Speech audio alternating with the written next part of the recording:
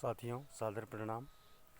आज की वीडियो में मैं आपको पहाड़ के बंजर होते खेतों को दिखाऊंगा, जिसमें आप देखेंगे कि किस तरह से उत्तराखंड के पर्वतीय क्षेत्रों के जो खेत हैं, जो ज़मीन है, किस तरह से बंजर होती जा रही है। आप देख सकते हैं ये खेत किस तरह से बंजर हो चुके हैं। ये खेत जो मैं आपको दिखा रहा हूँ, ये समतल खेत और उपजाऊ खेत होते थे। कभी यहाँ पे राजमा और सेब के बड़े बड़े बगीचे हुआ करते थे। आप देख सकते हैं सेब के कुछ पेड़ अवशेष रहे हुए हैं, और इस तरह से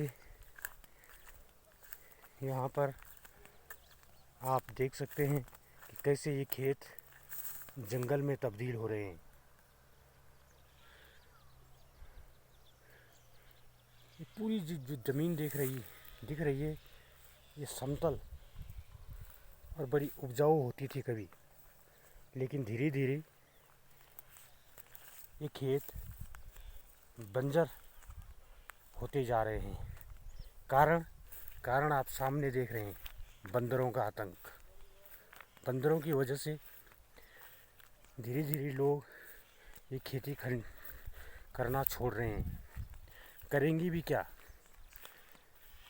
लोग मेहनत करके इन खेतों को आबाद करने की कोशिश करते हैं, कुछ यहाँ पे बोते हैं, लेकिन जैसे ही फसल तैयार होने को होती है तो बंदर के झुंड आके सारी फसल को तबाह कर देते हैं, और उसका नतीजा धीरे धीरे किसान अपनी खेती को इस तरह बंजर छोड़ देते हैं। उसके पास और चारा भी क्या है। ये देख सकते हैं सारी झाड़ियाँ उग गई हैं। ये जंगल हैं जो कभी जंगलों में उगते थे, आज ये उपजाऊ ज़मीन में उग रहे हैं।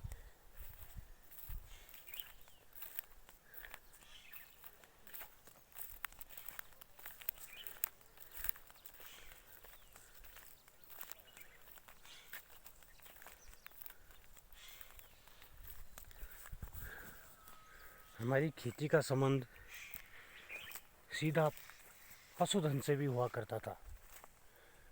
जब से बंदरों की वजह से लोगों ने खेती करनी छोड़ दी, तो उसकी वजह से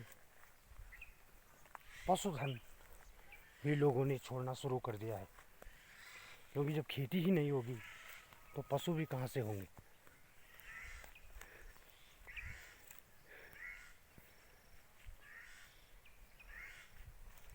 क्योंकि खेती का जोतने का काम पशुओं के द्वारा ही किया जाता है। जब जोतना ही बंद हो गया है तो पशुओं को भी लोगों ने सड़कों पे आवारा छोड़ दिया है। हर जगह सड़कों पे आजकल आप देखते होंगे, मोहल्ले, कस्बे, गांव, हर जगह गाय और बैल इधर उधर घूमते नज़र आ रहे हैं। अब ऐसे में प्रश्न उठता है कि किसान के पास और जिंदा रहने के लिए चारा क्या है? क्या केवल किसान निधि से वो जिंदा रह पाएगा? सरकार सोचती है कि किसान निधि से वह कुछ खरीदेगा, बीज, पेड़ पौधे और अपनी ज़मीन पे लगाएगा तो उसका भला हो जाएगा। लेकिन यदि वह कहीं से इधर उधर से बीज का प्रबंध करके भी खेत जोतता है तो क्या वो ये बंदर रख पाएंगे? प्रश्न यह है। लेकिन सरकार नहीं चाहती है कि किसान को इन बंदरों से निजात मिले, क्योंकि उसे ऊपर से ऐसे काम करने होते हैं जो किसान हित में दिखते हैं, लेकिन हकीकत कुछ और होती है। मुझे लगता है कि सरकारों का केवल एक ही मकसद है कि धीरे धीरे किसान को ख़त्म किया जाए और उसका मन खेती से उबर जाए और धीरे धीरे वो खेती करना जब छोड़ देगा तो फिर सरकार भी उसकी ज़मीन को बड़े बड़े रईसों, पूंजीपतियों के हाथों बिकवा देगी, जो यहाँ पर बड़े बड़े रिजॉर्ट, होटल बनाकर इस उत्तराखंड को अपनी आजीविका का साधन बनाएंगे। और यहाँ के जो बचे खुचे किसान गरीब होंगे वो उनके दरबार में आके 5 या 10 हज़ार की नौकरी कर रहे होंगे। ये सरकार का मकसद है, ये समझना होगा।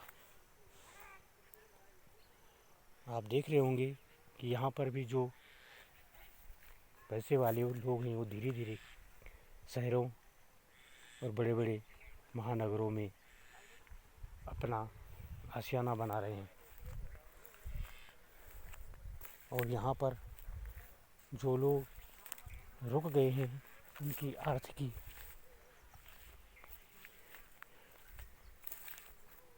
ना के बराबर है। जो आर्थिक का साधन था खेती, वो आप देख सकते हैं सामने साक्षात आपको इस वीडियो में दिख रही है। जंगल जंगल जंगल, बस खेत तो कहीं दिख ही नहीं रहे।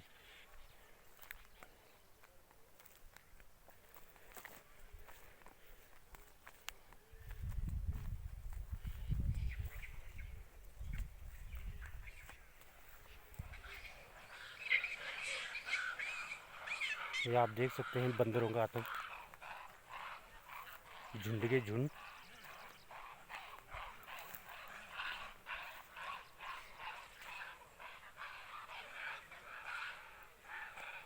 शायद तस्वीर आपको सही नज़र ना आ रही हो, लेकिन आवाज़ आ रही होगी। ये सारे बंदर सुबह होते ही खेतों की तरफ कूच कर जाते हैं।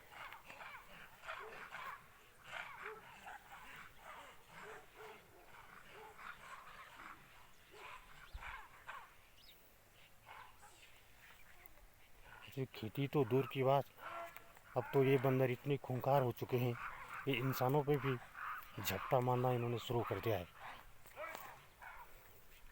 लेकिन सरकार मौन बैठी हुई है। उसे तो केवल 5 साल बाद चुनाव जीतना है, चाहे कुछ भी करना हो। उसे किसानों को गरीब बनाना है ताकि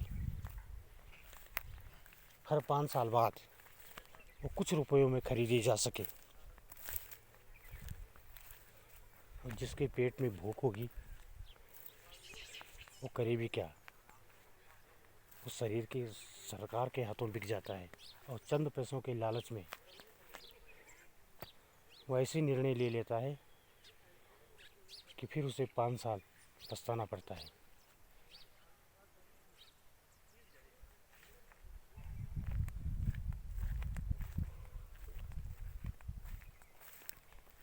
ये खेत साफ नज़र आ रहे हैं, आप देख सकते हैं।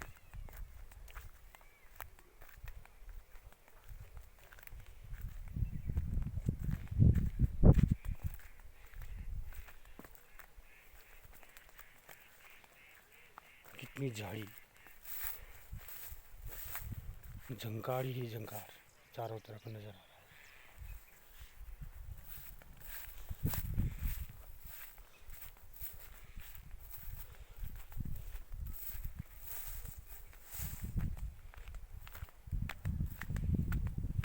ये देख लीजिए कितना समतल और कितना प्लेन और कितना सुंदर खेत था, लेकिन आज बंजर हो चुका है।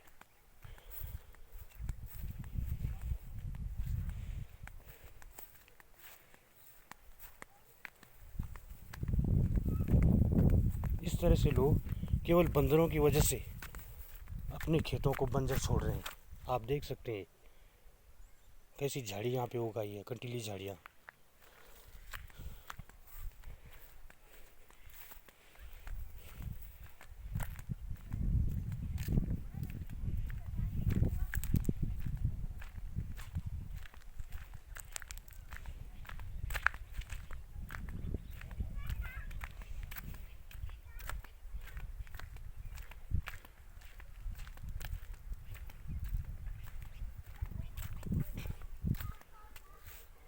तरह के मकान धीरे धीरे बम्बई और दिल्ली के लोग यहाँ पे बना रहे हैं।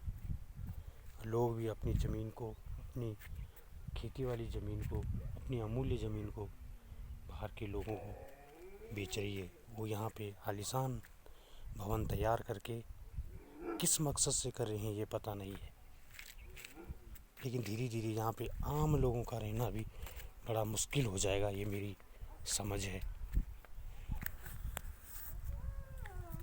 देखिए किस तरह से यहाँ पे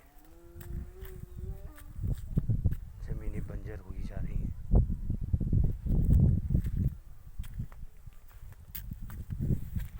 तो साथियों, आज ज्वलंत मुद्दे पे ये वीडियो मैंने आपको दिखाया है, और अब सोचना हमें है कि हमें अपने भविष्य और आने वाली पीढ़ी के लिए क्या करना है, क्योंकि पूंजीपतियों और सरकार की नज़र केवल यहाँ की ज़मीनों और यहाँ के गरीबों के ऊपर है कि किस तरह से गरीबों को नष्ट करके यहाँ की ज़मीनों को हड़पा जाए, और फिर पूंजीपतियों को यहाँ पे बसाकर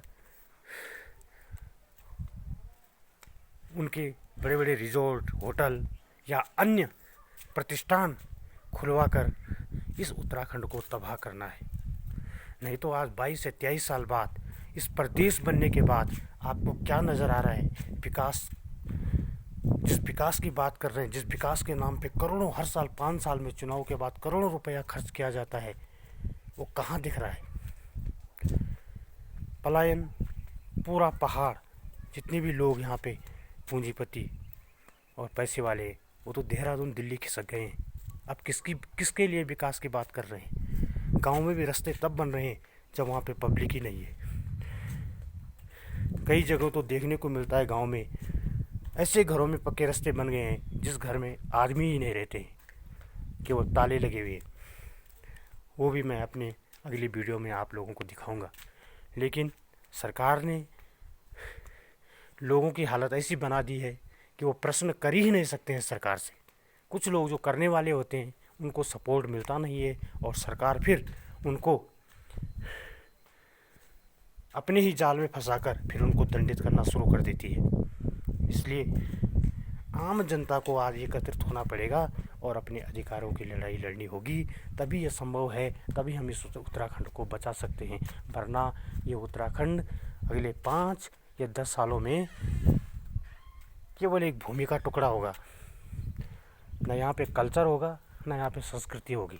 कल्चर के नाम पे कुछ संगठन होंगे जो करोड़ों रुपए इधर उधर कर रहे होंगे कल्चर को बचाने के उद्देश्य से। इसलिए साथियों, आज हमें फिर संभलने की ज़रूरत है। या हम नहीं संभले तो सोच लो, हमारे जो बुजुर्ग लोग हैं उन्हें तो अब जाना ही है, 2, 4, 5, 10 साल जो भी उनके पास होंगे। लेकिन जो हमारी आने वाली पीढ़ी है, जिसके पास पूरा भविष्य है, वो अपना भविष्य कहाँ देखेगी? क्या इन पहाड़ों में, क्या इन खेतों में, या महानगरी की गली कूचों में, या इन रईसों के, जो इंडियन रईसों ने यहाँ पे इतनी बड़ी बड़ी बिल्डिंगें तैयार कर ली हैं, क्या इनके किचनों में? ये खुद आपको सोचना होगा। साथियों, एक बार पुनः मैं आपसे कह रहा हूँ, संभल जाइए, एकत्रित हो जाइए, और जो लोग पहाड़ के हित में बात करते हैं उनके साथ खड़े हो जाइए, वरना हम लोग अकेले पड़ जाएंगे और बाहर के ये पूंजीपति हम पर हावी हो जाएंगे। तो धन्यवाद साथियों, आज का वीडियो इतना ही। प्रणाम। जय उत्तराखंड।